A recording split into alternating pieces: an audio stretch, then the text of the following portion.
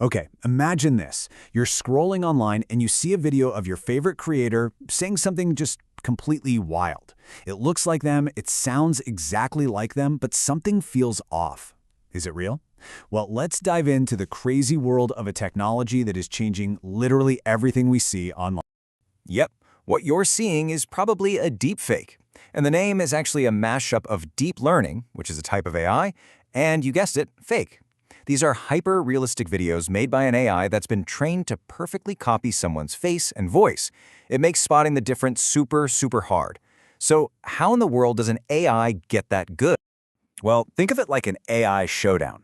On one side, you have the forger, an AI that's just constantly trying to create the perfect fake video. And on the other side, you have the detective, another AI whose only job is to bust the forger and spot the fake. This whole epic battle is called a generative adversarial network, or GAN for short. So the forger makes a fake, and the detective immediately catches it. But the forger learns from its mistake and tries again, getting just a little bit better. Now imagine this happening millions of times. Eventually, the forger's fakes get so convincing that even the detective AI gets fooled. And if an AI can't tell the difference, well, that makes it a real challenge for us humans. But here's the good news. Even the best forgers make mistakes. You don't need to be some kind of tech wizard to spot a deepfake. You just need to know where to look. So, you ready to become a deepfake detective? The secret is to look for the glitches. First up, the eyes. Real people blink in a natural rhythm, but deepfakes often have really weird, unnatural blinking patterns, or sometimes no blinking at all. Second, watch the movement. Does the face look like it's kind of floating or glitching on the neck? That's a huge red flag. And third, inspect the edges. Look for any blurry or distorted pixels around the hair or the jawline. Those are like the digital seams that the AI couldn't quite iron out. But look, this technology isn't just about creating fake videos. The very same AI that makes deepfakes is also being used for some incredible things, like creating brand new digital art, helping to improve medical scans, and even restoring old classic films. It's a really powerful tool, which is exactly why it's so important for us to understand how it works. And you know what? These detective skills really work. A study from MIT found that when middle schoolers learned these exact tricks, they became pros at spotting fakes. They figured out the crucial difference between a video that looks believable and one that's actually true. And honestly, that's a serious superpower in our digital world. So let me ask you, have you ever been totally fooled by a video you saw online? It's a good reminder for all of us to think twice and question what we see before we hit that share button. Now, let's flip the script a bit. Instead of faking a face, let's see how AI can recognize one. You know that moment, right? You just glance at your phone and click, it unlocks. It feels like absolute magic, but there's some seriously cool tech going on behind the scenes. So how does a machine that doesn't have eyes know that it's you? Okay, first thing to know is that an AI doesn't see things the way we do. Its camera is a sensor, and it sees the world as a huge grid of tiny colored dots. You know them, they're called pixels. To an AI, your face is just a giant puzzle of data points, where every single pixel has a number for its color and its brightness.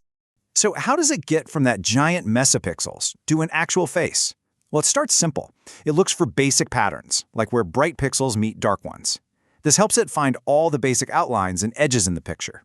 It's really the very first step in learning how to see. This whole process is called the abstraction pipeline. The AI takes those simple edges it found and starts piecing them together into more complex shapes, like circles and curves. And before you know it, those shapes start looking like an eye or a nose or a mouth. It's almost like building with Legos. You start with tiny little bricks and end up with a full-blown face. But just seeing a face isn't enough, right? The AI has to know if it's your face. So once it has this map of all the shapes, it needs a way to check if that map matches the one it has saved just for you. This is where the thinking part really happens. The AI uses something called a decision tree, which is basically like a super fast game of Guess Who. It asks a whole series of yes or no questions about the shapes it's seeing, like, is the distance between the eyes this much, or is the nose shaped like this? By racing down the branches of that question tree, it eventually lands on the right answer. Yep, it's you. So, it's not magic at all. Your phone isn't thinking, hey, that's my owner. It's just incredibly good at matching patterns. It sees a unique pattern of shapes, compares it to the one it has saved, and if they're a match, bam, your phone unlocks. Your face is basically your own personal password.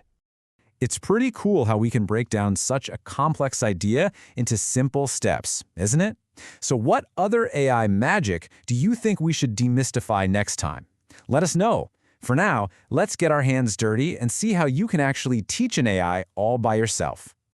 What if I told you that you could teach an AI something right now without writing a single line of code? It's not science fiction. It's totally real. You can train a machine to recognize things. And believe me, it's way easier than you think. This is all possible because of something called machine learning. And here's the best way to think about it. Instead of giving a computer a giant, complicated rulebook for every single situation, you just show it a ton of examples. It's just like teaching a puppy to sit. You don't hand it a manual, right? You just show it over and over again until it finally gets it. Let's do a quick thought experiment. Imagine you have a robot arm and a big pile of red and blue candies. You want to teach an AI to sort them by color. This is a classic example of what's called supervised learning, because you are the supervisor. You're the boss telling the AI what's what. So you start by showing it examples. You pick up a red candy and tell the AI, this is red. Then you grab a blue one, this is blue.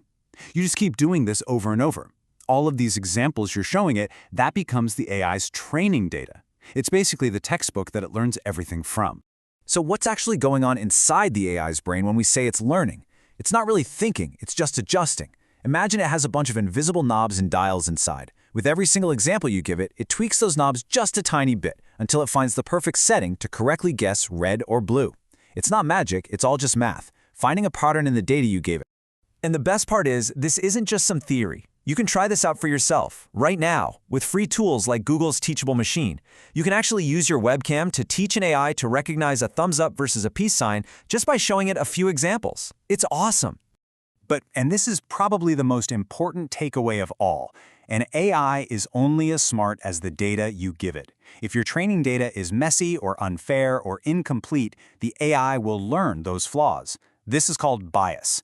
For example, a company once built an AI to screen resumes. They trained it on their hiring data from the last 10 years.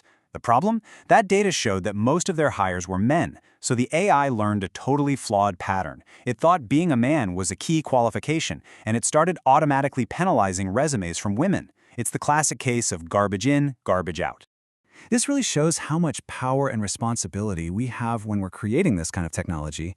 So, it leaves me with one final question for you. If you could train your own personal AI, what is the very first thing you would teach it?